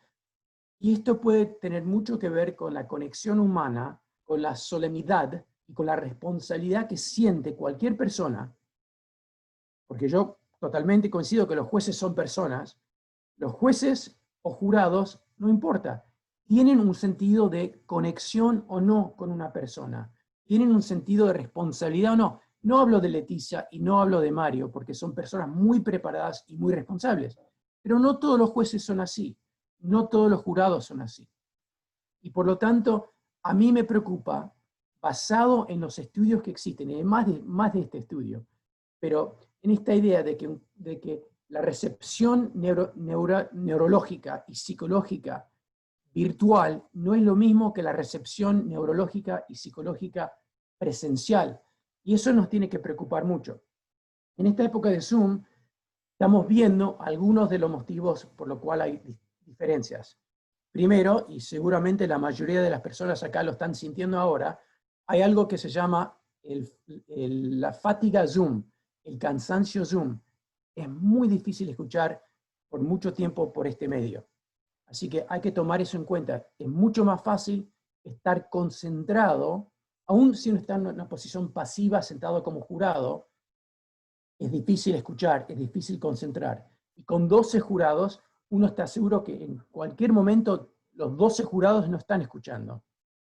Yo dudo que en cualquier momento del juicio, yo dudo que el 50% de los jurados están totalmente enfocados. Están entrando y saliendo del enfoque, eso es natural. Pero con el Zoom es mucho más difícil mantener una conexión y una concentración. Y eso es algo que se está entendiendo y estudiando por primera vez ahora. También hay otras limitaciones de Zoom. La frecuencia de la voz y cuánta emoción puede comunicar. El idioma corporal, cuánto se puede ver de una cara. Todo lo que estoy diciendo acá, y con esto voy a cerrar, es simplemente lo siguiente, que hay que estudiar estos temas antes de tomar el salto constitucional de decir que esto está bien, que puede funcionar, porque científicamente podemos ver, con los pocos estudios que se han hecho, que hay diferencias muy importantes en los resultados de lo que pasa en las audiencias virtuales. Y eso me preocupa mucho, no como defensor, sino como fiscal, defensor o ciudadano.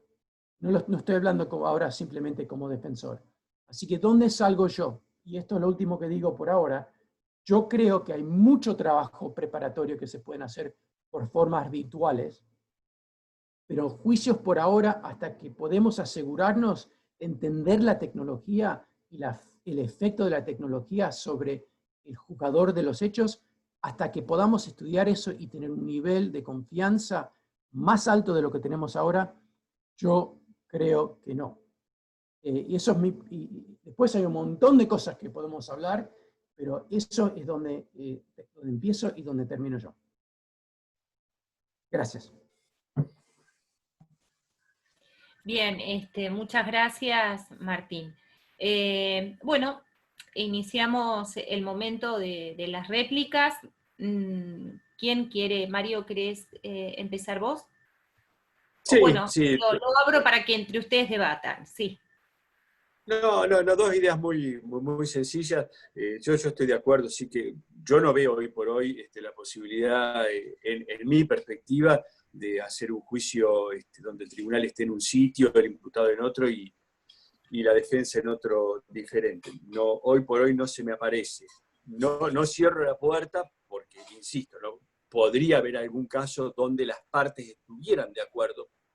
No sé, donde las partes estuvieran de acuerdo y habría que analizarlo si esto fuera viable. Pero sí, lo que quería decirlo, esto lo conversábamos en otra charla similar a esta pasada, que hay veces que, bueno, algunos planteos un tanto fundamentalistas llaman la atención, sobre todo en un país donde más del 90% de la conflictividad se resuelven en causas escritas, es decir, se resuelven en juicios abreviados, y donde los pocos juicios orales que quedan, muchos de ellos, lamentablemente, porque son casos de abuso sexual infantil, los resolvemos mirando en una pantalla la declaración de la niña o el niño, y no he visto a ningún defensor o defensora planteando la inconstitucionalidad de este tipo de juicios, insisto, donde los jueces resolvemos por la impresión que nos produce la declaración de la pobre niña o niño y aplicamos, cuando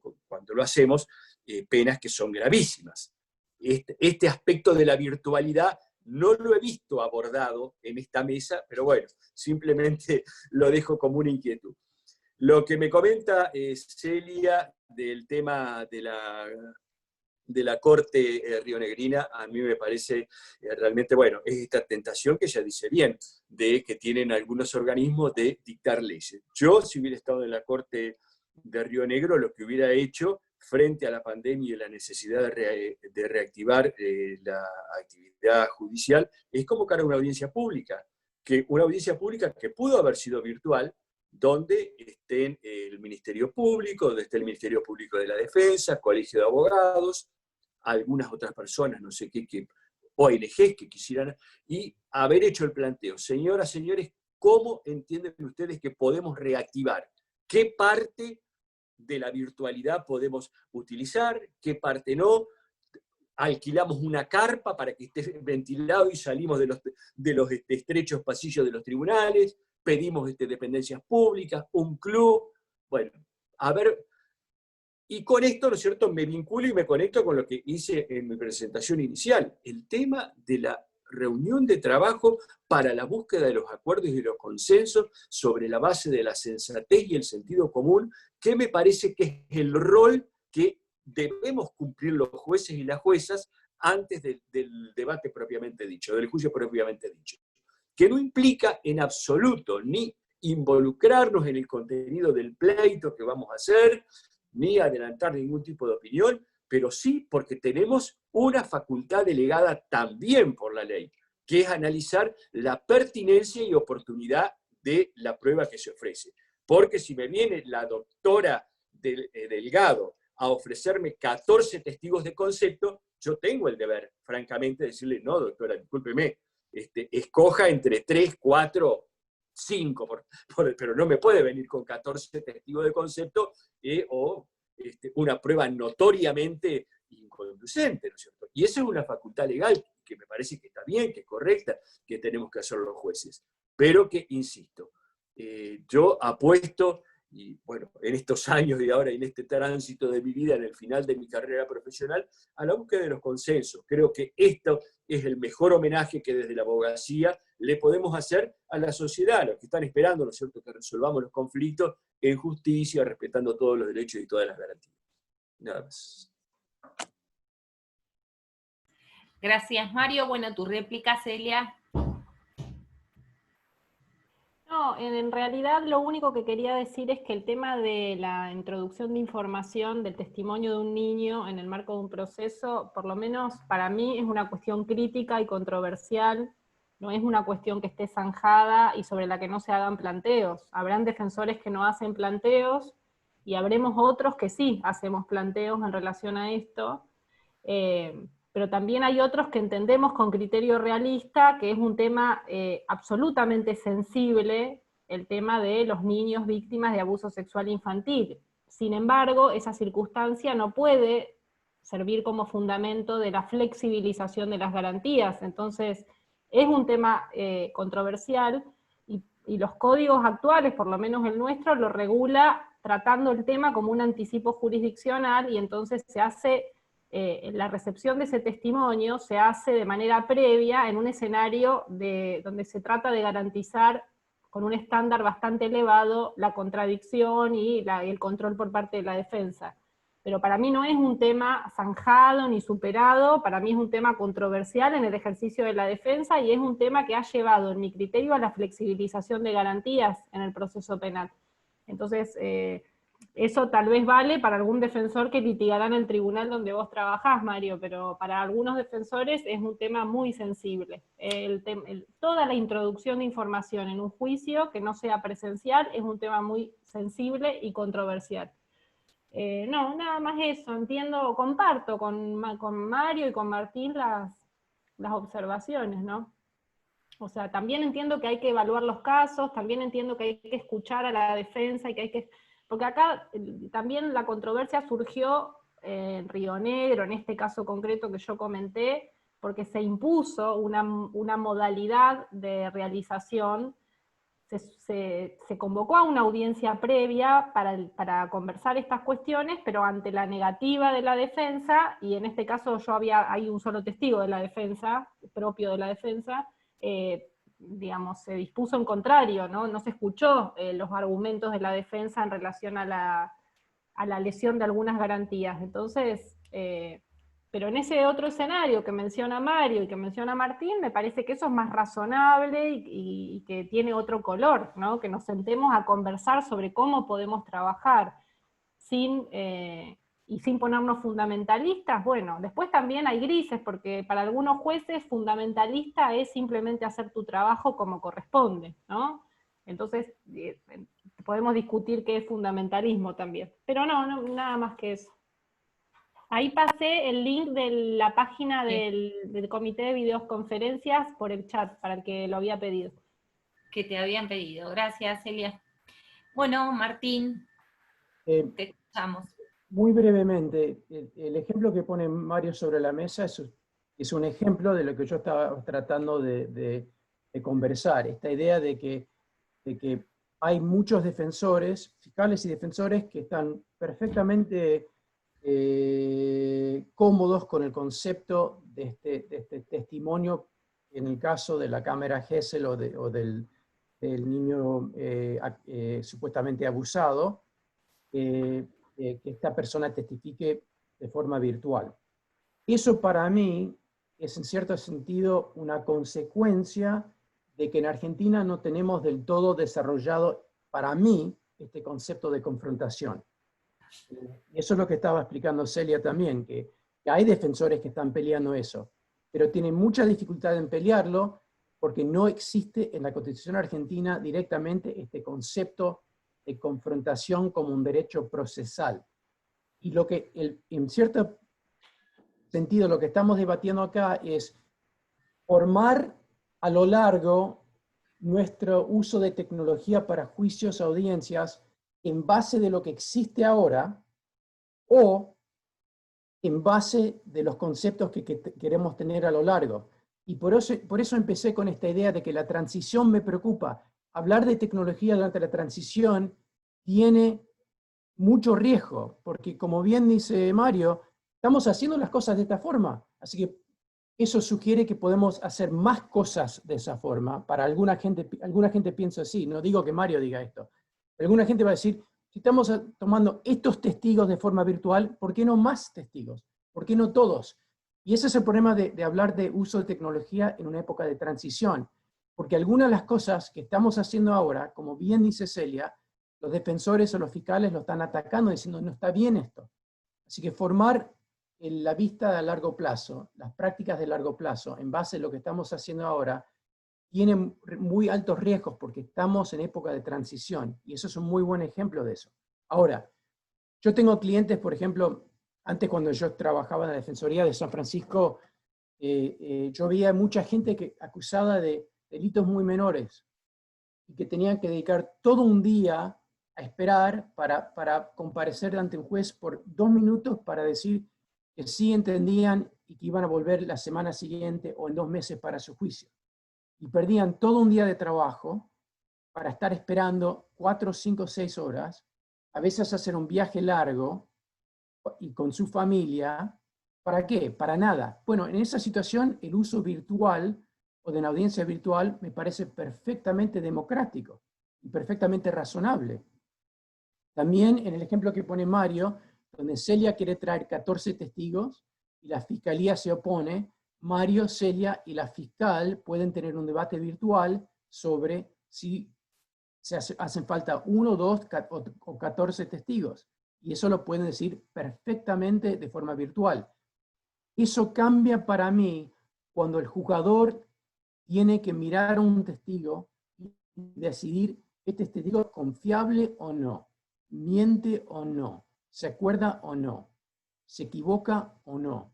Para mí son dos proyectos totalmente distintos y uno puede no decir todo o nada, sino hacer mucho del trabajo preparatorio de forma virtual, pero los juicios hasta ahora no creo que tenemos la tecnología, la confianza en la tecnología y el conocimiento para decir que sí. Una última cosa, una nota de pie, pero que podría ser todo otra discusión, es si la tecnología es democrática o no. A veces sí, a veces hay un uso democrático de la tecnología, el uso celular para poder filmar a policías que pegan a gente. Pero a veces no. Estar cómodo con tecnología, tener buena señal en tu casa, tener un lugar donde alguien te puede filmar y vos podés estar tranquilo como testigo y responder a las preguntas del fiscal o de la defensora o del juez o de la jueza. En términos de sociales y económicos, yo creo que la tecnología es más, tiende a ser mejor usada y es más accesible para gente de más recursos. Y eso es un tema que me preocupa mucho en la medida que dependemos más de la tecnología para hacer justicia. Bueno, Martín, muchas gracias, súper claro. Bueno, vamos a abrir entonces el debate a las preguntas, inquietudes, los comentarios. No sé si alguien quiere empezar haciendo alguna pregunta. Yo, bueno, primero les leo, Leticia Lorenzo se fue porque tenía un compromiso, avisó, y les comunico, les dejo el comentario que nos dio. Lo único que quisiera decir es que creo que lo penoso de esta discusión en concreto es que no se esté desde los poderes judiciales, al menos el que yo conozco, evaluando el paso a paso, las posibilidades concretas de ofrecer alternativas y la preservación necesaria en este contexto con relación a la realización de juicios. Parece que estamos todos esperando a ver si llueve. Ni siquiera tenemos clara la cantidad de personas que pueden estar en una sala. Dejo un pequeño aporte logístico, sin ánimo de hacer juicios por Zoom, pero sí pensando en todo lo que deberíamos pensar para hacer un juicio hoy en día, que no se trata solamente de fijar una fecha y llamar a las partes, sino de tomarse seriamente el cuidado de todas las personas involucradas. Eso es lo que nos dejó dicho. Bien. A ver, ¿alguien quiere hacer alguna pregunta? Quería decir algo sobre lo que dijo Leticia, 2 segunditos. Dale, sí, claro. Hay mucha presión, y hay presión en el sistema para hacer juicios. Hay gente que está encarcelada, que quieren hacer juicios. Y acá se generan un montón de asuntos muy complicados, que se pueden resolver no solo con juicios, pero, por ejemplo, ¿no sería un buen momento para no acusar a gente tanto de delitos menores? Sería un buen momento para ampliar el uso y las metodologías de de dejar a la gente en libertad condicional antes de un juicio. Hay otras formas. Uno no tiene que aceptar un sobrecargo del sistema con gente encarcelando, esperando juicios, particularmente gente acusada de delitos menores, y en base de esa congestión, decir, necesitamos hacer juicios porque hay mucha gente en la cárcel. Quizás algo que se requiere es un poco de flexibilidad, decir, y esto está pasando en Estados Unidos y tiene que pasar. No tenemos que acusar tanta gente y meterlos en la cárcel esperando juicios. Eso es una forma de comprimir el sistema que se tendría que evaluar antes de hacer un juicio virtual, en mi opinión.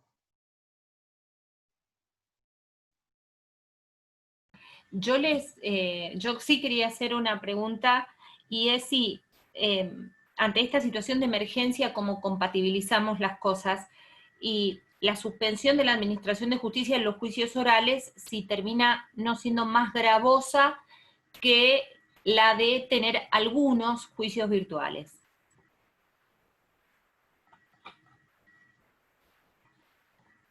¿Alguien me quiere contestar? Martín, sí. No, yo recién hablé, por eso pasaba la palabra a Celia. Adivina, hice una pregunta re interesante. Evidentemente, nadie la quiere contestar. No, yo sí la quiero ¿Qué contestar. hacemos mientras tanto? Lo que quiero decir es, ¿qué hacemos mientras tanto? Bueno, genial, esta es la crítica. Continúa esta situación. ¿Qué hacemos mientras tanto? ¿Qué va a ser más perjudicial? ¿Cómo lo hacemos? ¿Cuándo va a terminar esto? Mientras tanto, ¿qué? Esa es la pregunta que les quiero hacer.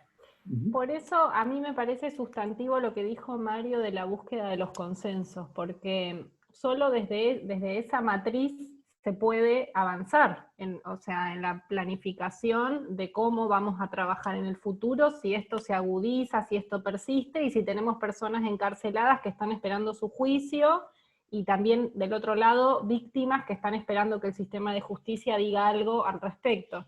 El tema es que hay un punto en el que no se puede avanzar, que es el punto relativo al que se quieren hacer juicios virtuales a toda costa, sin escuchar, por ejemplo, lo que la defensa tiene para decir en relación a la semipresencialidad o la utilización de tecnologías. Entonces, mi criterio es que en esos casos hay que trabajar en el diseño de protocolos de presencialidad, como trabajan los repositores en los supermercados, como trabajan las cajeras en los supermercados, los médicos en los hospitales, los enfermeros, porque también hay algo como que expresa un orden clasista, o un orden, o sea, como que en la justicia habemos ciudadanos de primera clase y el resto de los ciudadanos serían como de otra categoría, ¿no? Diseñemos, pero yo coincido en lo que dice Leticia, la observación que hace. No podemos seguir esperando a ver qué pasa, ¿no? Primero habría que preguntarle también al imputado y a la víctima qué quieren y dejar de instrumentalizarlos a ambos. Primero preguntarles, ¿no? A ellos y a sus abogados. Pero luego empezar a trabajar en el diseño de protocolos y hacer los juicios, tal como se están haciendo en un montón de países del mundo, respetando la distancia reglamentaria entre los jurados, estableciendo más días de audiencia para que concurran menos testigos al tribunal, en los casos donde hay muchos testigos que tienen que concurrir al tribunal, espaciando el juicio en el tiempo. Un juicio que dura 2 días puede durar 5. Digo, trabajemos en el diseño de protocolos, pero de protocolos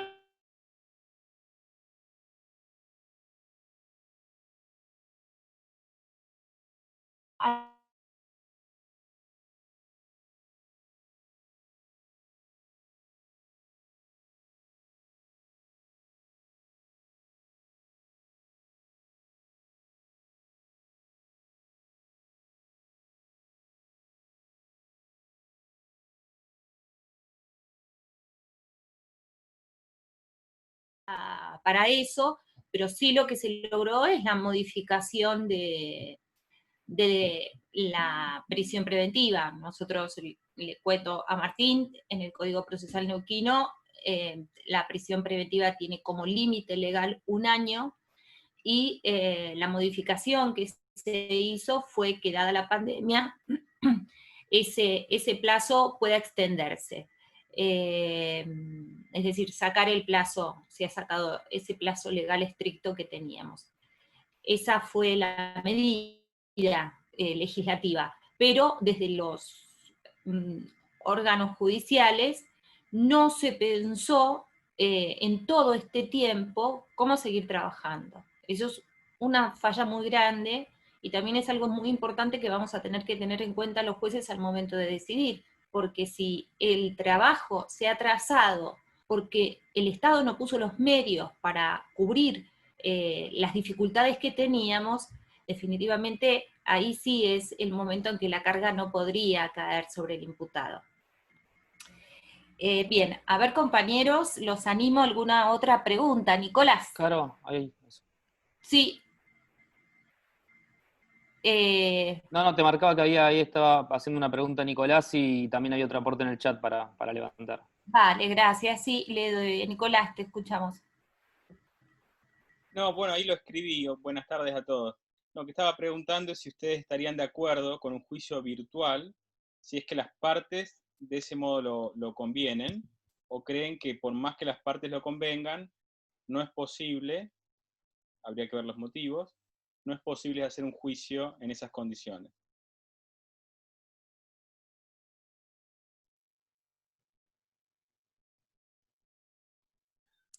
Bueno, esta pregunta. creo que debe venir para mí. Yo, en principio,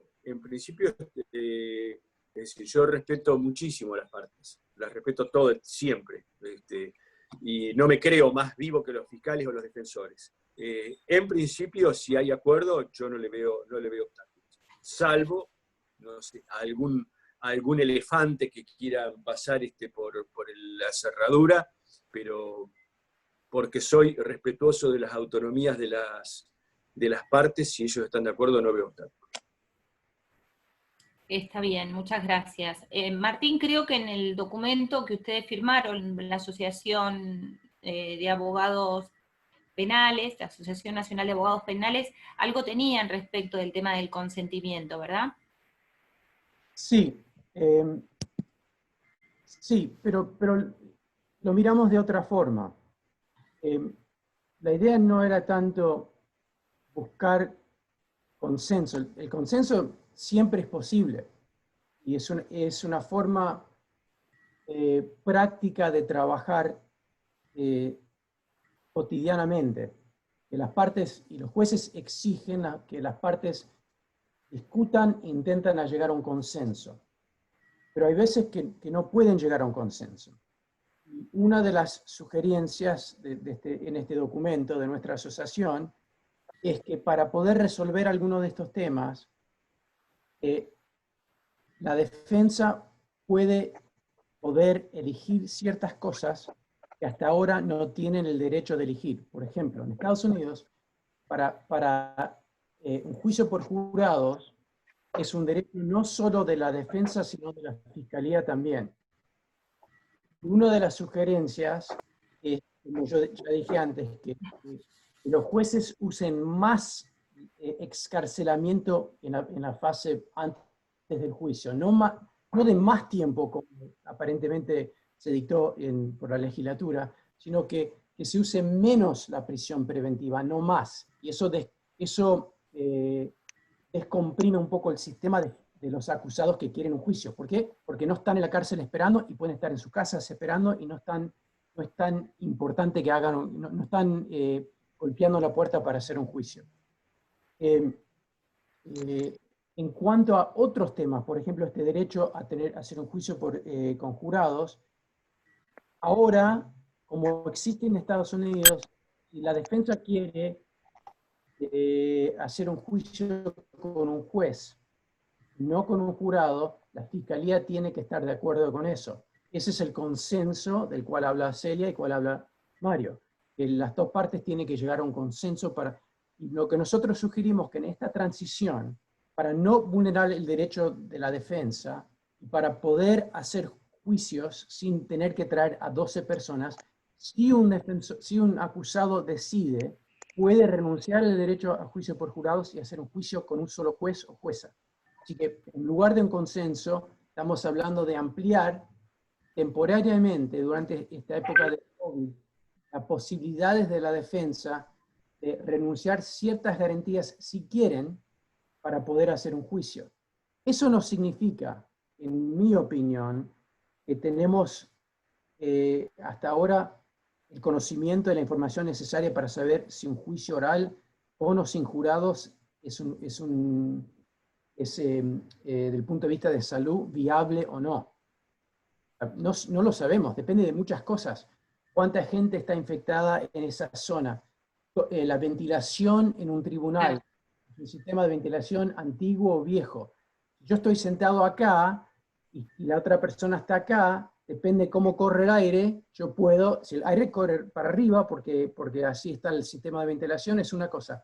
Si la ventilación es horizontal, es otra cosa. Es decir, que hay temas, y eso genera problemas muy prácticos, que no son los mismos en todos los tribunales, y también pueden afectar mucho a cada parte y cada abogado. Por ejemplo, un abogado de 70 años quizás no quiere pisar un tribunal, o un abogado de 75 años. Un abogado con un asma muy seria que tiene 40 años, por tener esta condición médica, a lo mejor él sí quiere hacer un juicio. Y ahí se generan conflictos de interés entre los intereses del abogado y los intereses del acusado. ¿Qué pasa si un testigo no quiere pisar el tribunal por X motivo, porque tiene una enfermedad, o vive con su mamá que tiene 83 años?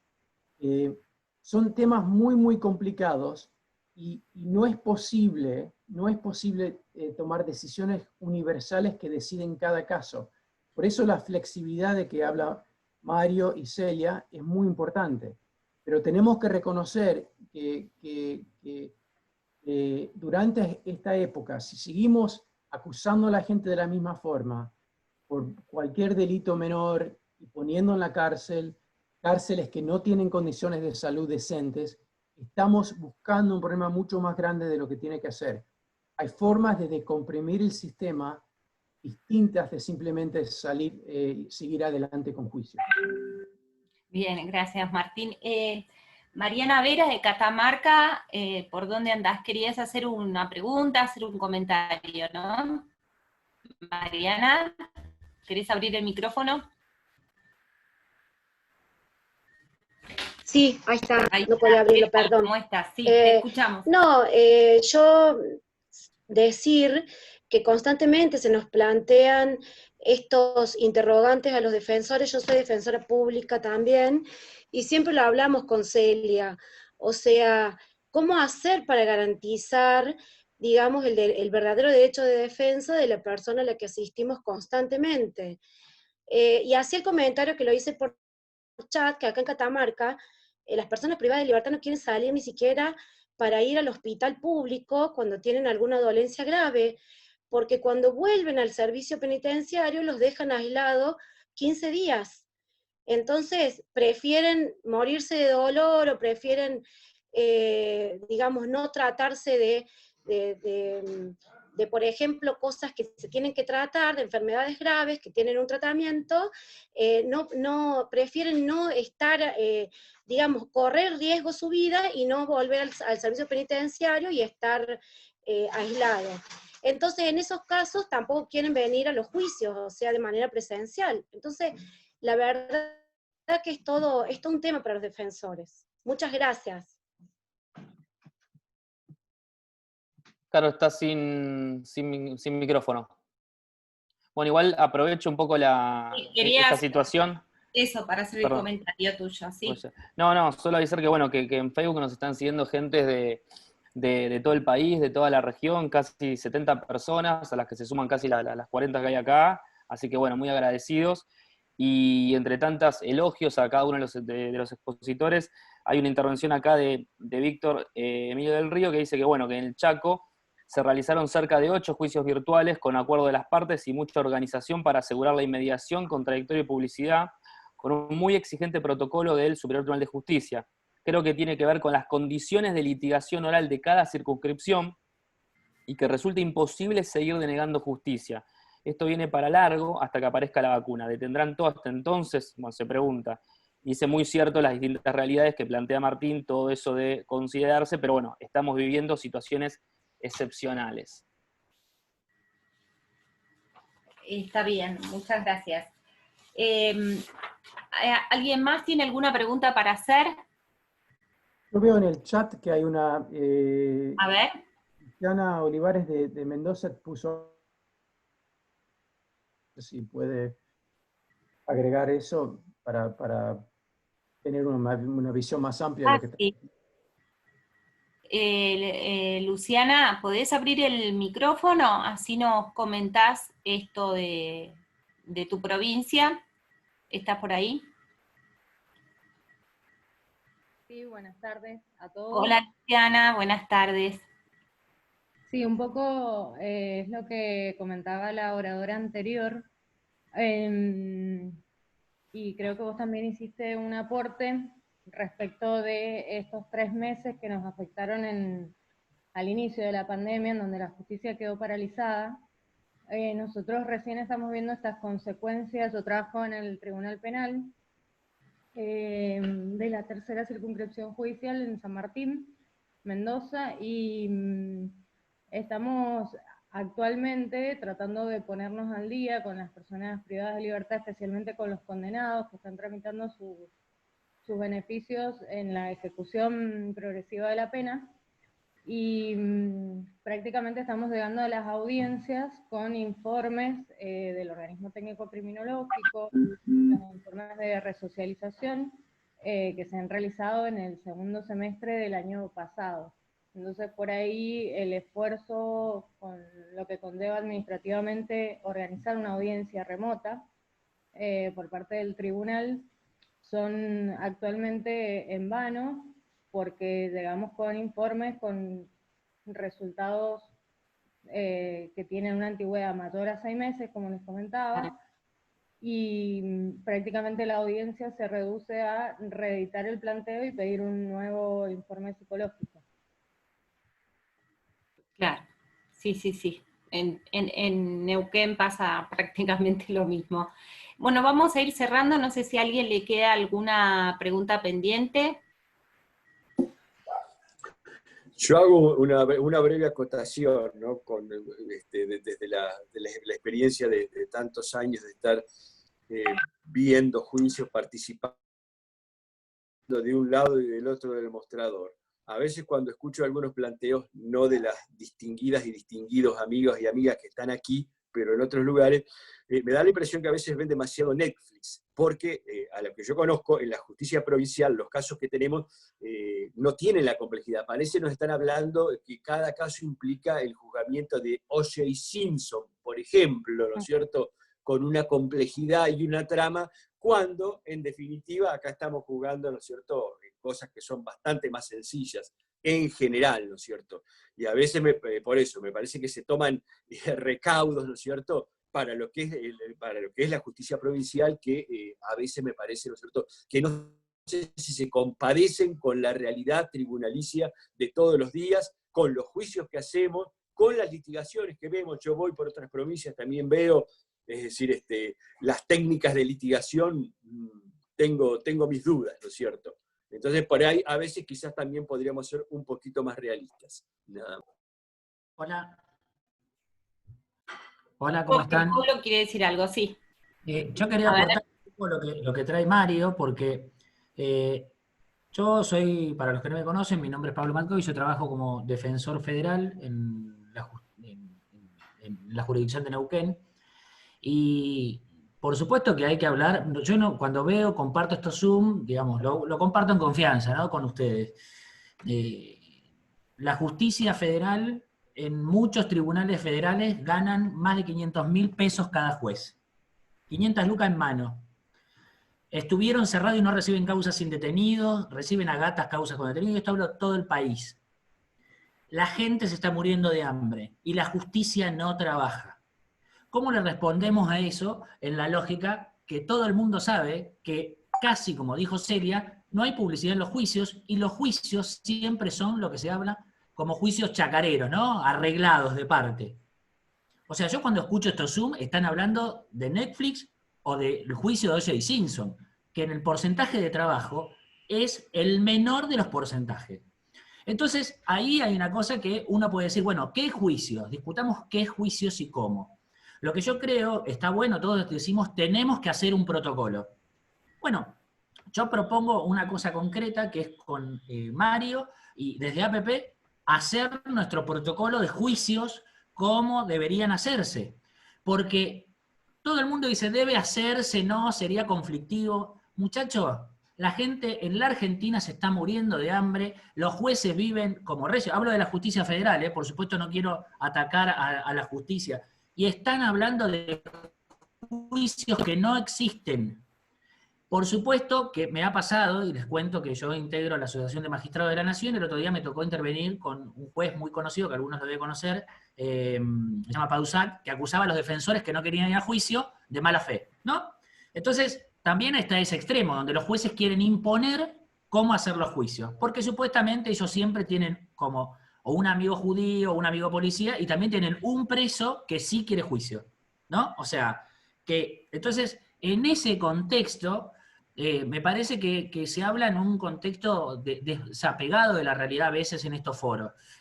Yo creo que hay que pensar que ni el extremo de la mala fe de los defensores, porque los defensores defienden los intereses de sus clientes, ni pensar que en toda la situación no se pueden hacer juicios y discutir cuáles son los juicios. Lo que propongo como concreto, para ver un poco compartiendo quiénes son los que opinan de esta reflexión, pero ha habido casos, ahí está compartiendo Mariano Maciel, ahí una situación que en alguna audiencia de cámara los jueces querían imponer decisiones que ni los jueces toman, diciéndole, vaya, pónganse al lado del imputado, al lado, besito con besito, yo hago el juicio de mi casa. Disparate como ese tipo, en la justicia hemos visto mucho. Pero bueno, quería dejar, no es una pregunta, sino una reflexión diciendo, bueno, hagamos algo, y una propuesta concreta, que se la dejo a Mario, a Fernando y a Indiana, que está por ahí, es que hagamos un protocolo de lo que tendría que tener, y si tenemos herramientas, hicimos un juicio por Zoom de 13.000 personas, creo que un protocolo podemos pensar, ¿no? Nada más. Gracias, Pablo. Yo, Pablito, dame un instante. El protocolo para mí yo lo tengo en claro y lo resumo en muy pocas palabras. Es decir, lo que estuve sosteniendo ahora resumidamente. Audiencias de trabajo, todas las que hagan falta para la búsqueda de los consensos. Regla general, la presencialidad. La realización de las audiencias de debate fuera de los recintos de los tribunales, como no sea que existan las comodidades. Si no hay posibilidades, como habitualmente no las hay, de distanciamiento, salir al Walmart, a la municipalidad, a la iglesia, no sé, a cualquier parte donde haya suficientes posibilidades. Acuerdo para cuáles son los testigos que pueden declarar en forma remota, no solamente por el hecho de la virtualidad, sino por personas que no las podemos molestar. Personas, nos ha pasado cuántas veces a todos, que viajan 500 kilómetros desde Buenos Aires o La Plata hasta Necochea para dar una declaración que dura 3 minutos. Eso no lo podemos hacer, pero no por la presencialidad, no lo podemos hacer por el respeto a las personas. Tercero, establecer cronogramas horarios de comparendo de los testigos. Eso tiene que trascender la pandemia, en pandemia y fuera de la pandemia, por respeto a las personas. Transmisión online en streaming por plataformas de todas las audiencias, en pandemia, fuera de la pandemia, para garantizar la publicidad. Bueno, y esto creo que me parece que ahí se reduce la cuestión. Bien. Bueno, vamos a ir cerrando. Creo que Emanuel Roa y no sé si también Mariano Maciel quieren hacer tenían pendiente un comentario para hacer. ¿Puede ser? Sí, gracias, Caro. Sí. Tomo la palabra que me nombraste primero, saludarlos a todos y todas. Buenísimo el resumen que me hizo Mario, porque fue al único que no alcancé a escuchar de los expositores cuando me sumé más tarde. Las observaciones por ahí que tengo son, o sea, parto de esta idea de coincidir en estas actuaciones remotas en todas las audiencias previas y preparatorias, creo que las que van a generar más discusión justamente son las donde puede haber discusión en torno a la preventiva. La justicia, por ahí marcarlo, es un servicio esencial. Esto que marca Pablo no es menor, el tema de los ingresos que tienen no solo los jueces, funcionarios, fiscales, defensores, sino también hasta los honorarios que pasamos los abogados particulares por nuestro trabajo. Y esto tiene que ver también con una responsabilidad social que tenemos. Si bien soy abogado particular, lo aclaro porque hay gente de todos lados, pero nosotros somos operadores externos del sistema también, y se supone que tenemos cierta responsabilidad en torno a esta prestación del servicio de justicia. Entiendo que en el juicio lo más complicado, como lo marcaba Martín, tiene que ver con el juicio oral y este derecho a confrontación, que si bien nosotros no lo tenemos literal, nuestros teóricos, y justo me permito recordar a Julio Mayer, que recientemente nos dejó, señala de que si bien nosotros no tenemos esa redacción taxativa que tiene la sexta enmienda, pero que comprende uno de las facultades, o sea, uno de los derechos de defensa, o sea, un desprendimiento del derecho de defensa material, el derecho a confrontar a los testigos. Y justamente el juicio oral es por esencia o por definición un momento de confrontación para la defensa, y quizás creo que ahí está la base de por qué las defensas protestan. Si bien entiendo que no es Netflix, no es el juicio de O.J. Simpson, pero quizás veo que las mayores protestas vienen por el lado de defensa porque, a ver, si llegamos a una audiencia de control de acusación, hablo desde Neuquén, modelo adversarial, donde tiene que haber una audiencia con control de acusación sustancial, esto es decir, pasar un filtro de causa probable, la defensa cuando va a juicio va a discutir duda. Es como dicen los abogados americanos, el juicio oral para la defensa es sobre la duda, y hay que generar duda en este contexto de pantallita, ¿no? Si solo el juicio es esto. Entiendo que ahí puede radicar el tema, me gusta lo que plantea Mario respecto de la regla, la presencialidad, y obviamente, de hecho nosotros en el sistema neuquino generalmente nos pasa que con algunos peritos o algunas cuestiones, ha pasado recientemente una defensoría pública y la fiscalía acordaron en un caso determinados testigos que no sean presenciales, varios testimonios, pero porque estaban muy cercanos a lo que es la convención probatoria, ¿no? Entonces prefirieron que esa información se produzca a través de un medio técnico en vez de convenir directamente ya los hechos y evitar la prueba. Esa es por ahí la observación que realizo, y la cuestión final que lo había marcado un poco en el Zoom es esto. Yo lo que no veo, por lo menos en nuestra provincia, tampoco en Río Negro, es que haya un debate en torno a esto. Es como si es un servicio público, la justicia debiera sentarse y decir, bueno, ¿cuáles son las prioridades, cuáles son las urgencias, cuál es la cantidad de casos que tenemos? ¿Cuáles son los casos que tenemos que llevar a juicio? ¿Son 10, son 8? ¿De qué estamos hablando? ¿De qué casos? ¿En qué casos puede morigerarse la prisión preventiva y evitar el juicio y eso obviamente puede hacer que esperemos al juicio, y el derecho a ser juzgado en un plazo razonable, en la medida en que la persona está en libertad, nos alarma menos? Pero están faltando esas discusiones, por lo menos en términos de políticas públicas, que son las discusiones que se dan en salud. Se suspendieron un montón de operaciones. O sea, hay gente que tiene en riesgo su salud, pero que el sistema público de salud entendió que en este contexto de pandemia no es prioritario operarlo de esa afección que tiene, porque hay mayores riesgos. Bueno, pero hay otra gente que la definen como urgencia o emergencia, que sí es necesario operarlo, entonces utilizan el quirófano, utilizan la cama y el respirador, porque es necesario hacerlo. Los mismos criterios tenemos que tener en el servicio de justicia, y sobre todo en la justicia penal, por todas estas repercusiones que tiene en términos de tutela judicial efectiva también y de derechos del imputado. Esa era la observación nada más que quería realizar. Bien, muchas gracias, Emanuel. Otra vez digo, para ir cerrando, no sé, Mariano Maciel, que dijo Matkovic, ¿querías hacer algún comentario? El mío sería en todo caso, antes que nada disculparme, pero estaba en otra reunión de trabajo y bueno, recién ahora pude ingresar en esta, así que no pude escucharlos. Yo actúo ante la Cámara Nacional de Casación y también soy defensor público interamericano, así que lo que puedo hacer en estos momentos es ponerme a disposición. Me doy cuenta que todos tenemos el mismo gran, digamos, por un lado temor de lo que pueda pasar. A mí, yo hablaba con Pablo días atrás en otra reunión y le decía que tengamos mucho cuidado con el avasallamiento de los jueces. Si hay jueces acá, sé que algunos hay en estos momentos presentes, mi mayor preocupación en estos momentos es que se desvirtúe el acusatorio.